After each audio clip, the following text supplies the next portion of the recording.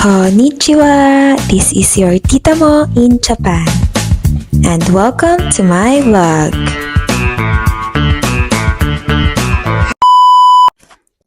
Ohayo!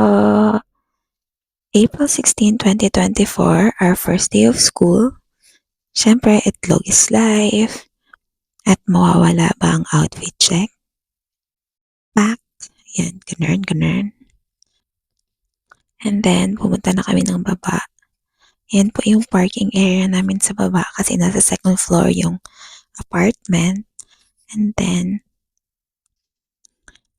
mataas po ang sikat ng araw pero napakalamig ng hangin kasi nga spring pa. And dito sa lugar namin, late talaga ang winter and now late din yung spring. So, sa ibang lugar mainit na. Ayan, kaya naka-gloves pa kami. Feel na feel ang hangin. Ang school namin is, ang iba, 15 minutes kaya nilang i-bike yun. Pero kami, yung first day namin is 45 minutes namin binay kasi syempre hindi pa kami masyadong expert sa pagbabike. So, let's go. Pero kinalaunan, yung next day and next day, nakaya namin ng 30 minutes, then 25, then 20 minutes. Pero after mga 1 week pa yan. Kasi dyan, kami, pahinga ng pahinga habang nagpabike. Kasi ang nakakahingal, marami kasi matataas na part. And dumating na kami sa school. Sa entrance ng school, may chanelas, kaya naghubad kami ng sapatos dyan. Bawal dalhin yung sapatos. Ayan si May. Dyan yung classroom niya kasi doon kami sa kabila. Ayan, pasok na. 1A, Kurasu. Dyan yung pangalan ko nasa last, number 12. And hello! Ayan, magsta-start pa lang kasi dumating kami mga, sa ating mga 8:30 siguro, ganun. Ayan, magsa-start na yung class. Ay, hindi pala yan. 10:20. So, kakatapos lang mag-break. Si Matsuda Sensei. So far, siya ang favorite naming teacher kasi yung galing niya magturo. Then, bago mag-start, ayan, video. May isa kaming kaklase, Chugoku, Chinese. Ayan siya, si Osang. Nagbigay siya ng pagkain.